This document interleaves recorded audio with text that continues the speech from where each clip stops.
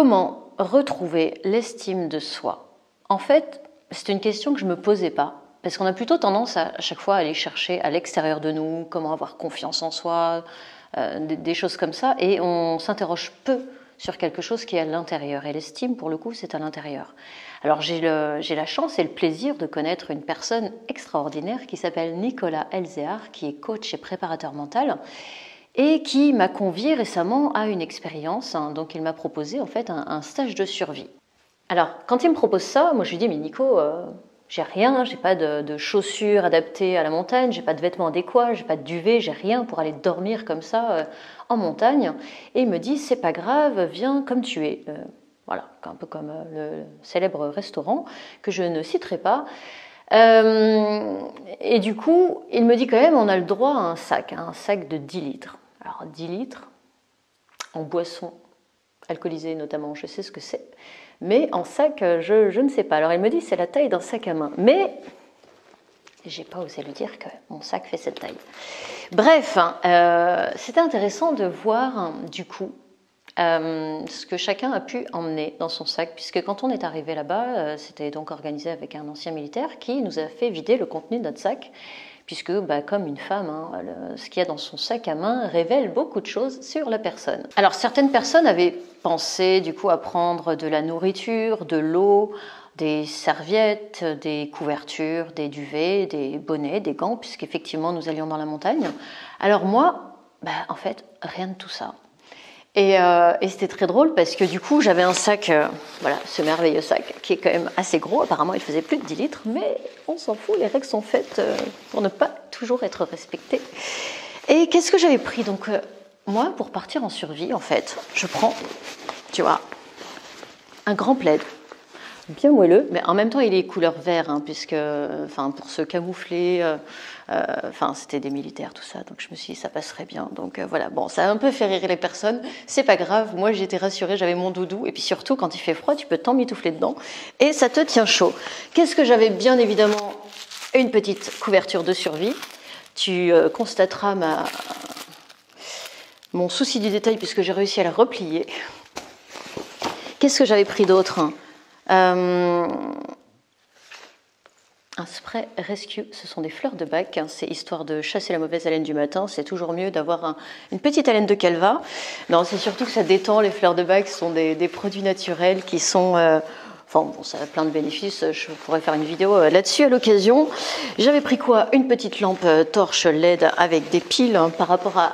C'était très drôle, certains avaient pris des lampes à manivelle, donc voilà. Bon, aujourd'hui on a des lampes LED qui tiennent des années. Voilà, j'avais aussi un truc super, c'est un oreiller gonflable. Ouais, je tiens toujours à mon petit confort de princesse quand même. Je vais dormir dans la nature pendant une nuit et je prends un oreiller. Oui, j'assume. Et surtout, ce que j'avais, alors qui a fait rire beaucoup de personnes et pourtant qui a été très pratique, c'était ce qu'on appelle un pisse debout. Attention, placement de produit. Un pisse debout, qu'est-ce que c'est? Alors là, c'est un pisse debout jetable, parce qu'il y en a des non jetables. Donc un pisse debout, c'est un petit accessoire. Donc là, en fait, ça se déplie, c'est du carton, mais ça se déplie, c'est un accessoire donc de forme conique qui, placé judicieusement entre les jambes, permet à toute personne dépourvue d'un pénis d'uriner debout. Et oui, ça c'est la définition type Wikipédia. Comme son nom l'indique, un pisse debout sert à pisser debout. Et quand tu pars en pleine nature avec plein de mecs, tu te dis, et surtout dans la montagne, il fait froid quand même au mois d'avril, tu te dis que tu n'as pas envie de te peler le derrière et surtout de te laisser chatouiller aussi par des herbes. Donc j'ai aussi vécu l'expérience de pisser debout. Oui, c'est vraiment quelque chose à faire quand on est une femme. Cela étant dit, je te laisse regarder quelques images, un court extrait qui dure 2 minutes environ de ce que nous avons pu vivre, puisque dans mon sac j'avais aussi une GoPro, donc j'ai pu filmer, et je te retrouve après pour t'expliquer pourquoi nous avons fait ça.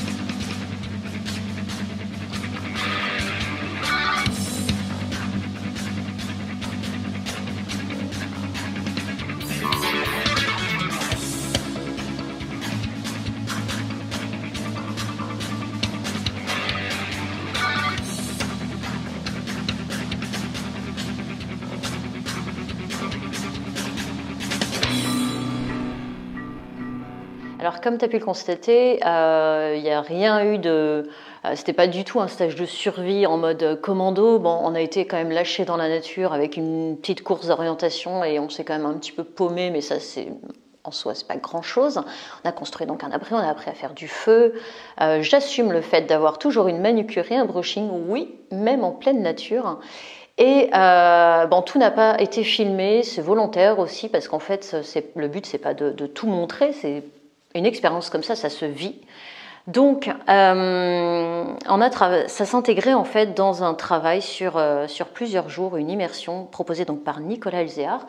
Et nous n'avons pas tourné la fin, nous avons finalement basculé sur un format podcast, c'est-à-dire juste avec des micros, un peu comme une radio.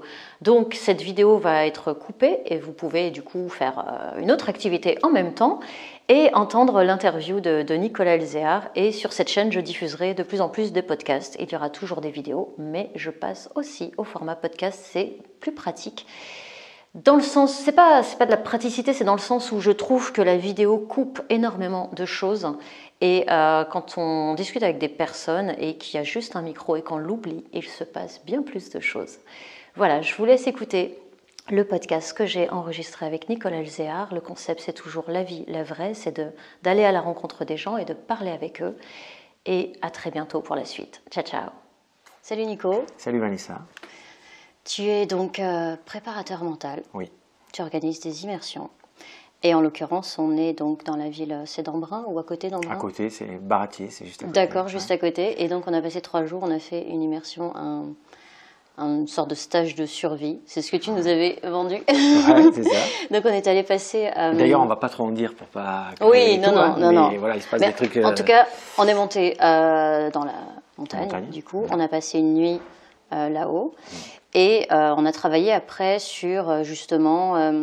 il y avait le groupe et tout, mais on a travaillé sur l'estime de soi, puisque tu es donc coach, préparateur mental. Et que l'estime de soi, c'est un des piliers qui soutiennent tout notre mental, en fait. Ouais. Et donc, si on a une bonne estime de soi, clairement, le mental, il peut être un peu perturbé, mais ça ne va pas trop bouger.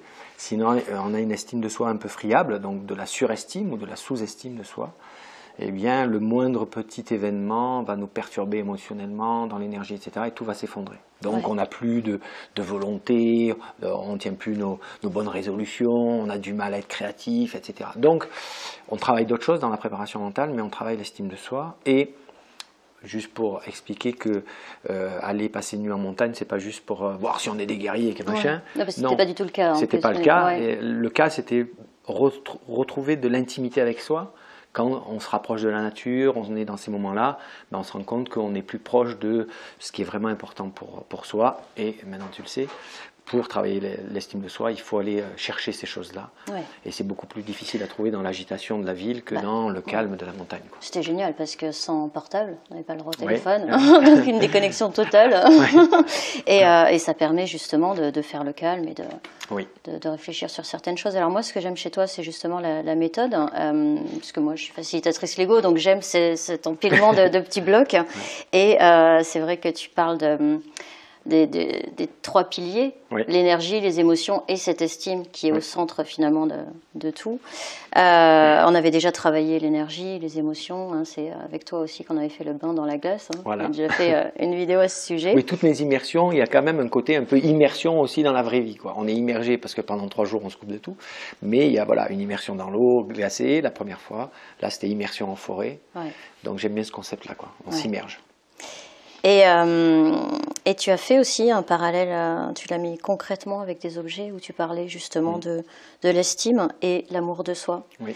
Ce que j'en ai retenu, moi j'ai fait le lien justement entre l'environnement et le lien parent-enfant qui peut intervenir justement sur l'amour de soi, mais on peut avoir des failles dans l'estime quand on lie au résultat, justement. Il y avait cette notion de la faille de l'estime, quand on s'attend trop quand on lie l'estime de soi, finalement, à l'atteinte d'un résultat. Oui. Quand on lie l'estime de soi, c'est la valeur qu'on se donne. Estimer, c'est s'estimer ou pas s'estimer, pour faire simple. Et en fait, quand on lie notre estime au résultat que l'on a, donc ça, culturellement, on le fait, parce qu'on nous formate comme ça et on est habitué comme ça. c'est vrai que quand on a des bons résultats, on nous dit bravo, c'est bien, et puis quand on a ça, machin. Donc l'estime, elle est liée à cette valeur morale. Or, ça crée des failles dans l'estime de soi. Ça peut créer des failles de surestime. C'est des gars qui ont des grosses voitures, des grosses entreprises, etc. Je me surestime, etc. Mais en fait, la surestime, c'est une faille de l'estime de soi. Et le jour où ils perdent ces choses-là, ils se disent je ne vaux plus rien en fait. Parce qu'ils lient finalement leur estime, leur valeur personnelle, elle est liée à un objet extérieur. Ça, c'est dangereux. L'inverse, en sous-estime est vrai. Des gens qui vont se sous-estimer parce que d'un coup, ils n'ont plus de résultats ou parce qu'ils n'ont pas de truc. Tout ça, ça crée de la faille. J'aime bien les choses simples. Il faut se rappeler qu'un bébé, quand il naît, n'a aucun problème d'estime de soi. Parce que l'estime, si elle est liée à l'amour de soi, du coup, on n'a plus de problème d'estime de soi. Oui, ça reste donc comme notre mental est C'est costaud. l'environnement après qui conditionne comme ça. Et on cherche souvent à travailler sa confiance en soi. Oui. Et tu disais que la confiance en soi, finalement, on ne la travaillait pas en préparation mentale. Voilà, c'est avec mon modèle, attention, oui. parce qu'il y a des tas d'approches, de livres sur la confiance en soi qui sont très bien, qui ont des bons outils, mais nous, en préparation mentale, la confiance en soi, c'est notre capacité à agir. Ouais. Si je suis en confiance, je peux agir, j'ai confiance pour agir, c'est aussi notre capacité à affronter nos peurs finalement. Et on se rend compte que souvent, la confiance en soi, c'est aussi une espèce de grosse marmite. Je ne sais pas faire un truc, c'est parce que je n'ai pas confiance en moi, etc. Et nous, en fait, c'est une conséquence. Il faut travailler d'autres choses, autrement dit nos ressources internes, donc l'estime, les émotions, la maîtrise des émotions, la maîtrise de notre énergie, de notre concentration. Tout ça, ça va nous donner confiance. Donc c'est une conséquence. Mais quand on essaie de travailler la confiance en soi, en fait, on se crispe sur le fait d'avoir confiance en soi et du coup, ça bloque en fait. Quand on le travaille à l'insu, en travaillant d'autres choses, petit à petit, du coup, j'ai plus confiance en moi. Et je trouve que c'est une manière beaucoup plus fluide de travailler la confiance en soi. Donc, c'est l'approche que j'ai. Oui, c'est ça que j'aime bien, parce que c'est vrai qu'on cherche souvent comment avoir confiance. On croit qu'il y a une formule magique, et en fait, non. On travaille sur d'autres piliers, et c'est la conséquence. Donc, et tu parles souvent, de fluidité. Oui. Tu recherches toujours la fluidité dans tout, et justement, c'est ça qui est très intéressant. Donc, Oui, parce que longtemps dans ma vie, et moi je viens du milieu du sport et puis de l'entreprise, donc j'ai cherché la performance, brute et dure. Donc on travaille beaucoup, on fait des sacrifices, en général même sa vie privée, j'ai divorcé pour réussir, etc., sa santé, etc. Donc la performance, pour être performant, je ne vais pas dire que tout le monde est capable de le faire, c'est pas vrai, mais il y a beaucoup de gens qui savent le faire, mais au prix d'eux. Et puis maintenant j'ai 49 ans et je me suis rendu compte que au bout d'un moment ça va quoi. La performance qui peut se mesurer en argent, en kilos, en temps sur un chronomètre, etc. Ça va bien quand on a 20 ans, on est fier de ça justement, ça gonfle notre ego. Et c'est bien, je pense qu'à 20 ans, il faut se construire comme ça. Mais après, au bout d'un moment, ça nous juste d'avoir des performances, mais avec tout un tas de conséquences négatives derrière. Alors que la performance fluide, c'est arriver à être performant, mais presque de l'extérieur, ça peut paraître facile. Parce que les choses s'enchaînent bien. Il y a une cohérence dans ce qu'on est en train de faire, dans les choix qu'on est en train de faire. Et je trouve que ça, c'est beaucoup plus sexy de pouvoir avoir une performance qui est fluide, avec aisance. Pas avec facilité, parce que c'est jamais facile, il y a du travail, mais avec aisance. C'est quelque chose qui est beaucoup... qui est agréable. Et puis voilà, quand on regarde un sportif Usain Bolt, il court avec fluidité, c'est le champion, machin, waouh, on se dit, waouh, c'est génial.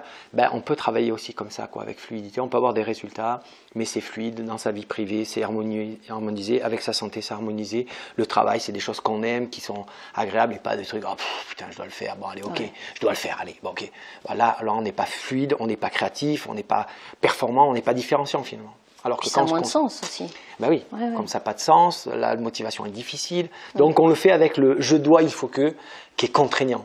Alors que quand on le fait avec des choses qui sont inspirantes, c'est comme si, c'est pas le « je dois, il faut que », c'est « je suis porté, je suis inspiré, c'est génial ». Et finalement, la performance fluide, elle s'obtient, le mot préparation mentale, je révèle le secret avant la fin. C'est-à-dire que le secret, c'est dans la préparation. La préparation mentale, c'est créer les conditions d'une performance mentale. Si je m'obsède à dire, il faut que j'ai une performance fluide, là, je vais me crisper, ça ne marche pas. Si je crée les conditions et puis d'un coup, du coup, elle arrive, c'est génial, je la prends. Si elle n'arrive pas, c'est pas grave parce que je suis bien quand même, c'est fluide. Ça, c'est cette approche. On récolte. Après. On récolte, voilà. C'est exactement ça. Ok, merci beaucoup Nicolas. Merci à toi Vanessa, c'est un plaisir de t'avoir et c'est un plaisir de faire cette podcast avec toi. Merci.